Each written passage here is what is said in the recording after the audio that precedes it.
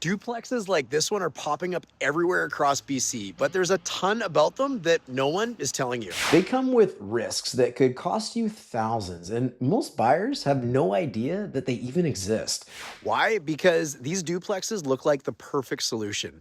Families, they see land, a driveway, a yard, and assume that they're finally escaping strata life. But the truth, homebuyers focusing on these style of homes could be getting more than they bargained for in a terrible way. In this video, I'm breaking down the 3 biggest mistakes that people make when buying into these so-called freehold duplexes. Stuff the developers won't tell you. And how to avoid getting stuck with a property that's more headache than home. So if that sounds good, let's get into it. You only get one chance to buy or sell your next home. Let's get it right. Okay, so why are we seeing duplexes explode all over BC? Well, that's simple. The government changed the rules. Zoning updates and new housing policies now allow more homes on a single lot. We actually did a video on this very YouTube channel, and it was so popular, it hit over 30,000 views. And this was for really good reason. The community was concerned, but also developers, well, they're jumping all over this. And of course, why wouldn't they? One piece of land, 2 or more homes, double the return, if not more. It's the perfect way to maximize value without building towers or full-on subdivisions. And for the buyer, it looks like a dream, right? You're not in a condo, you've got your own yard, private driveway, real privacy, no elevators, no strata meetings, and of course the best part, no strata fees, right? Like what everybody hates.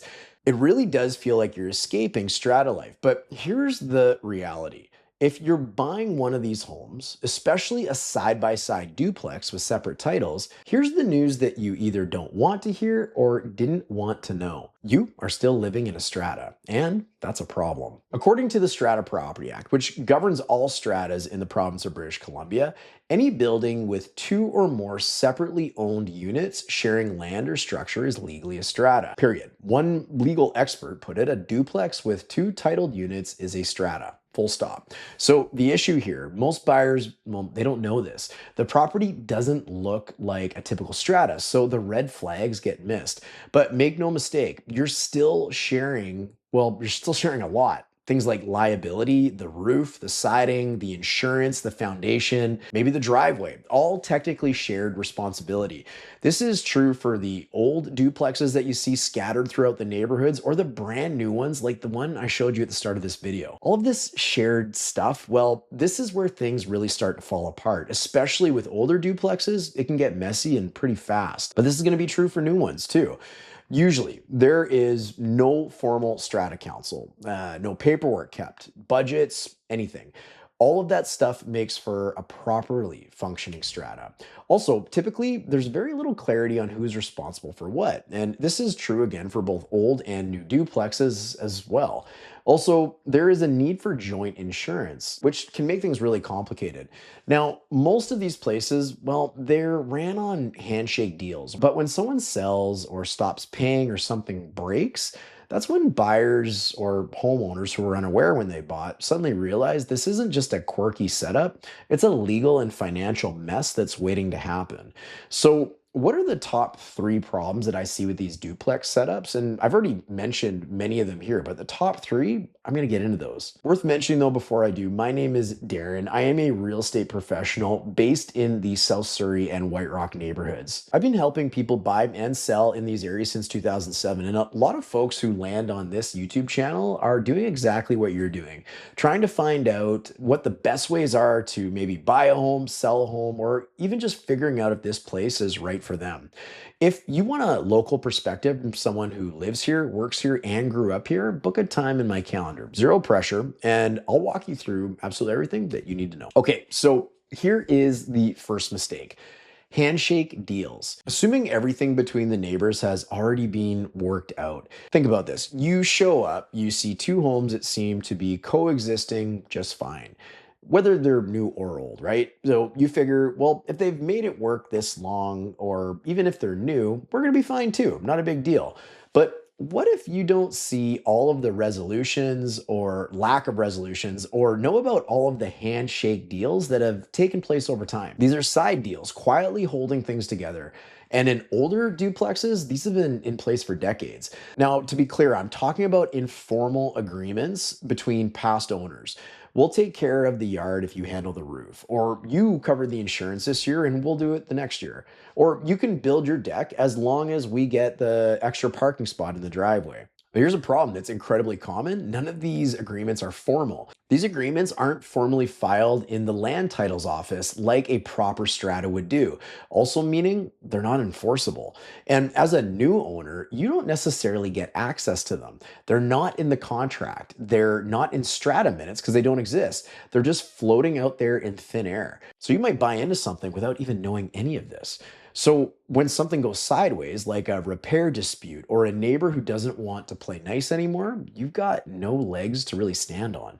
And even worse, you might be walking into the fallout of a deal you didn't even know existed. That's why buying into one of these properties without confirming the legal structure and without reviewing documented strata records is a huge mistake. Because when those invisible handshake deals fall apart, you are the one, as the buyer, holding the bag. Okay, so if that wasn't bad enough, not scary enough, what is mistake number two?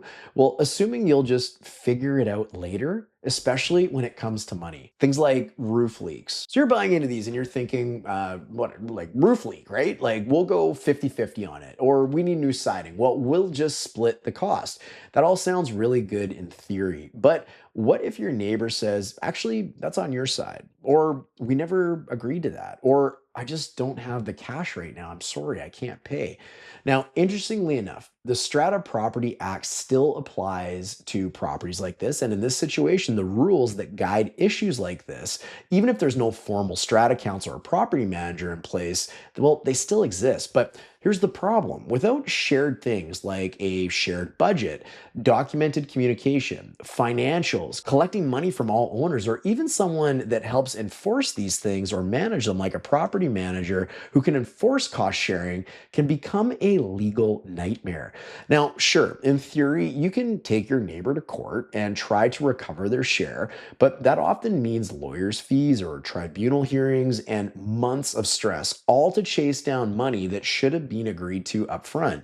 So that $10,000 repair that you assumed would be shared, if you want to protect your unit and avoid further damage, you'll likely have to cover it yourself first and then fight to recover the rest. Look, unless you've got clear, documented agreements in place, you're walking into financial uncertainty every year with very little recourse if things go sideways. So we've hit mistakes one and two. And before we hit mistake number three, just a quick heads up. If you're even thinking about buying a home anywhere in British Columbia, whether it's in Surrey, White Rock, surrounding communities, or anywhere, you're going to want to grab a copy of our free PDF 21 grants and rebates for home buyers.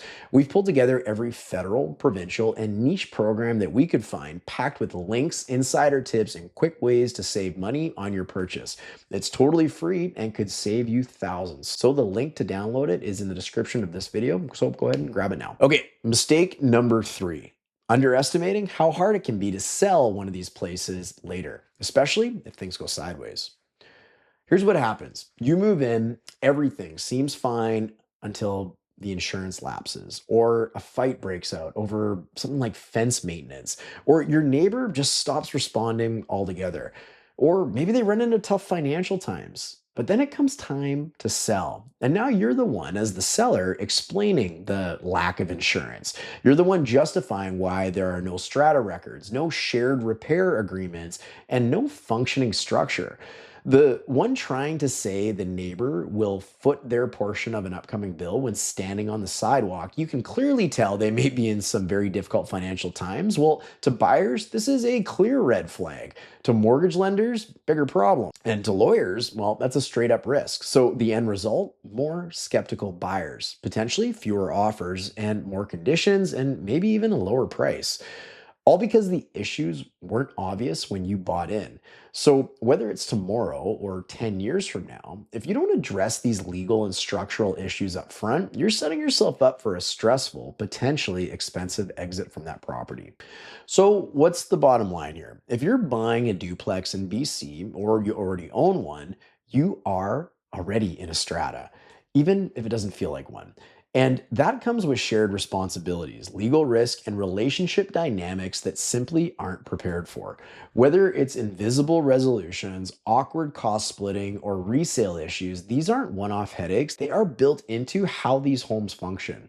Here's something most people miss: understand what type of home you're actually buying. Just because it looks like a detached house doesn't mean it acts like one.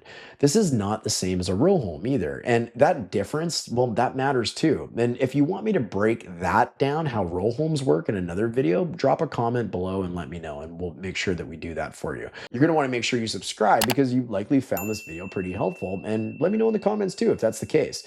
And we'll keep doing videos just like this to make sure you are empowered and educated for your next purchase. Because when it comes to these kinds of properties, not knowing is the biggest risk of all. And in fact, in the next video, we're going to dig into why this is happening more and more. And you're seeing duplexes like the one at the start of this video popping up all over town. We're going to talk about what changes the BC government made that now allow duplexes, triplexes, and even fourplexes to show up in neighborhoods that used to be for single family homes only. So if you're interested in learning a little bit more about that, that video is coming up next. So I'll see you over there right now.